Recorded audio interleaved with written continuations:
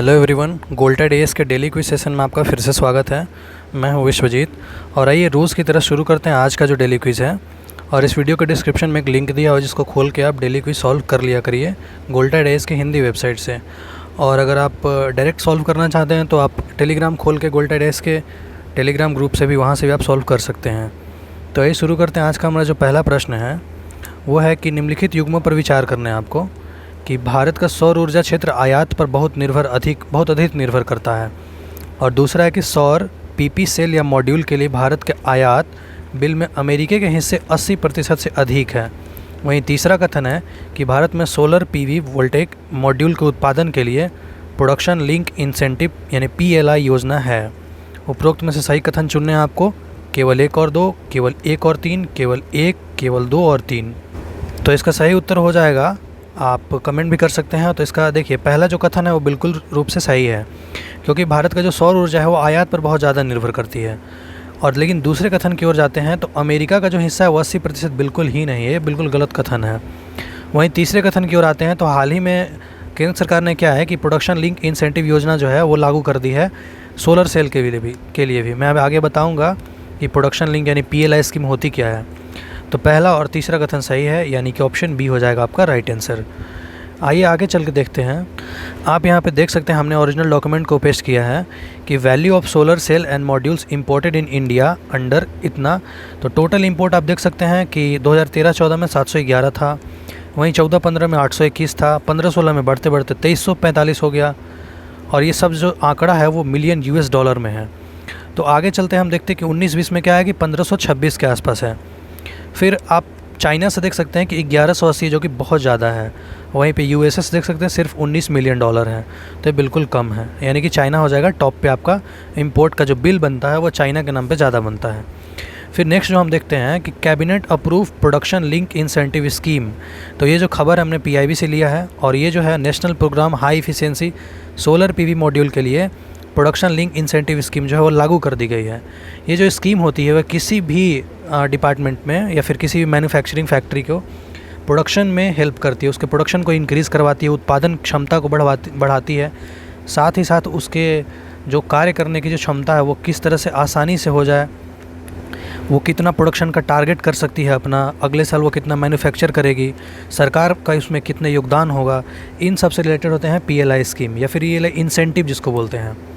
तो अब इसका बेनिफिट थोड़ा सा जान लेते हैं। तो क्या होगा कि 10,000 मेगावाट कैपेसिटी जो है वो इंटीग्रेट किया जाएगा सोलर पीवी मैन्युफैक्चरिंग प्लांट, मतलब 10,000 मेगावाट का प्लांट जो है वो लगाया जाएगा। साथ ही साथ इसमें डायरेक्ट जो इन्वेस्टमेंट है वो लगभग 17,200 करोड़ है सोलर पीवी मैन्युफैक्चरिंग प्रोजेक्ट्स में। वहीं पे आप देख सकते हैं कि बैलेंस ऑफ मटेरियल के लिए 5 साल के लिए 17,500 करोड़ रुपए की डिमांड करी गई है। फिर इसमें अगर डायरेक्ट रोज़गार की बात करें तो 30,000 रोज़गार क्षमता सृजित किए जाएंगे। वहीं पे इनडायरेक्ट एम्प्लॉयमेंट लगभग 1,20,000 लोगों को रोज़गार दिया जाएगा। ठीक है, तो आई होप आपको समझ में आया होगा। अगले प्रश्न की ओर अगर हम चलते हैं तो देखते हैं कि रिपोर्ट एक बहु अरब डॉलर का अवसर द्वारा शुरू की गई खाद्य प्रणालियों को बदलने और कृषि समर्थन का पुनरुत्पादन किससे संबंधित है। यूएनईपी सचिवालय, यूएनडीपी सचिवालय, खाद्य एवं कृषि संगठन। ऊपर के सभी कथन मतलब सभी सही हैं। तो अभी 1-2 दिन पहले भी हमने इससे रिलेटेड क्वेश्चन पूछा था क्योंकि ये करंट अफेयर का हिस्सा है। तो जो रिपोर्ट है यानी मल्टी बिलियन डॉलर रिपोर्ट जो है वो सब मिलकर प्रस्तुत करते हैं। फिर इसका उत्तर जानते हैं तो इसका उत्तर हो जाएगा डी। तो आप नीचे देख सकते हैं कि a multi billion dollar opportunity repurposing agriculture support to transform system. पहले क्या था कि ये तीनों मिलके जो है इन्हें लगता है कि सिर्फ एग्रीकल्चर में प्राइस इंसेंटिव देने से या फिर पैसे की सब्सिडी देने से, जैसे यूरिया का प्राइस कुछ और है हमने कुछ और दे दिया, सरकार का ऐसा कहना है, या सरकार का नहीं इनका ऐसा कहना है कि सिर्फ प्राइस या फिर फिस्कल रूप से हेल्प करने से, पैसे की हेल्प से किसानों का उत्थान नहीं होगा। तो उनको क्या करना होगा कि उनको अलग अलग एग्रीकल्चर बिजनेस में, ठीक है, उनको वुमेन को ज़्यादा पार्टिसिपेशन देना होगा। ठीक है, कि किसान में या फिर जो खेती बाड़ी है उसमें वुमेन का अच्छा खासा पार्टिसिपेशन हो। और खेती बाड़ी मतलब उस तरह खेती बाड़ी नहीं हो जिसमें डिस्टिंग्विश्ड अनएम्प्लॉयमेंट वाला केस आ जाए, है ना। वो खेती बाड़ी थोड़े मॉडर्न टेक्निक से हो जिसमें इन्वायरमेंटल को कम नुकसान हो, ठीक है, और जितना आप लागत लगाएं उससे ज़्यादा मुनाफा कमाएं। तो इन सब के लिए एक multi billion dollar opportunity repurposing agriculture and support to transform food system, तो जो खाद्य प्रणाली है उसको बदलने के लिए यह लागू करी गई है food agriculture organisation, UN development and UN environment programme के द्वारा। नेक्स्ट हमारा ये जो प्रश्न है वो है कि भारत में प्रत्यक्ष विदेशी निवेश के संबंध में निम्नलिखित कथनों पर विचार करने हैं। अमेरिका पिछले 3 वर्षों से भारत में एफडीआई का सबसे बड़ा स्रोत है। दूसरा है कि भारत में सबसे ज़्यादा निवेश ऑटोमोबाइल सेक्टर में देखा जा सकता है। और तीसरा है कि आर्थिक रूप से कमज़ोर राज्यों की तुलना में अधिक औद्योगिक और विकसित राज्यों की अधिक एफडीआई प्राप्त होती है। सही कथन चुनने हैं आपको इसमें से केवल 1 और 2, केवल 3, केवल 2 और 3, 1, 2 और 3, तीनों सही हैं। तो आप सबसे पहले तीसरे कथन की ओर जाइए जो कि बिल्कुल आसान कथन है कि जैसे कि जो राज्य बहुत ज़्यादा समृद्ध होगा उसके पास ही विदेश निवेश जो है वो सबसे ज़्यादा आएगी। प्रत्यक्ष विदेश निवेश यानी कि एफडीआई का मतलब ये होता है कि कोई भी फॉरेन कंपनीज़ हैं वो भारत में अपने डेवलपमेंट और इंडिया के डेवलपमेंट के लिए कुछ निवेश करना चाहती है। ठीक है, जैसे अमेजन कोई फैक्ट्री बनाना चाहती है, फ्लिपकार्ट जैसे कोई करना चाहती है, फैक्ट्री खोलना चाहती है। ठीक, तो ये यहाँ पे कर सकती है। उनको अच्छा माहौल मिलना चाहिए या फिर अच्छे मिनरल रिसोर्सेज मिलने चाहिए। तो तीसरा कथन बिल्कुल रूप से सही है। अगर आप करंट अफेयर पे ध्यान दे रहे होंगे तो पहला कथन आप बिल्कुल गलत कर सकते हैं। आगे बढ़ते हैं तो यहाँ पे देख सकते हैं पहला कथन बिल्कुल गलत है। क्यों? क्योंकि आप यहाँ मॉरिशस, सिंगापुर और यूएसए में तुलना कर सकते हैं। स्क्रीनशॉट भी आप इसका लेकर अच्छे से देख सकते हैं कि आप यहाँ देखिए कि यूएसए जो है वो टॉप पे बिल्कुल नहीं है। सिंगापुर एकदम आपके टॉप पे चल रही है अभी। ठीक है, पिछले 3 वर्षों में ही ये सब सारे आंकड़े यूएस मिलियन डॉलर में हैं। वहीं पे दूसरा कथन ऐसे गलत है कि सर्विस सेक्टर और ऑटोमोबाइल सेक्टर ये दोनों में आपको तुलना करके दिखाया गया है यहाँ पे। तो आप सर्विस सेक्टर में देख सकते हैं कि 16% जो है वो टोटल एफडीआई का 16% है। वहीं पे कंप्यूटर, सॉफ्टवेयर एंड हार्डवेयर में और इंक्रीज़ हुआ है, वो 13% हो गई है।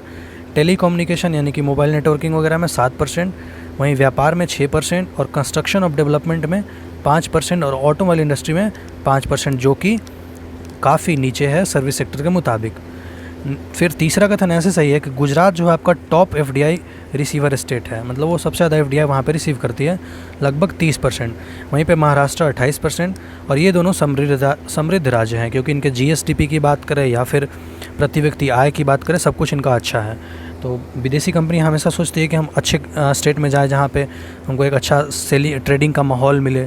ठीक है, रूल्स रेगुलेशन थोड़े ईजी हो वहाँ पे फैक्ट्री इस्टेब्लिश करने के लिए। तो आप यहाँ पे देख सकते हैं गुजरात और महाराष्ट्र में ऐसा टक्कर होता है कि क्योंकि इनके आंकड़ों के बीच में ज़्यादा कुछ अंतर नहीं है। यहाँ पे देखिए, ये है आपका आंकड़ा और ये है आपका आंकड़ा, तो इसमें कुछ खास अंतर है नहीं।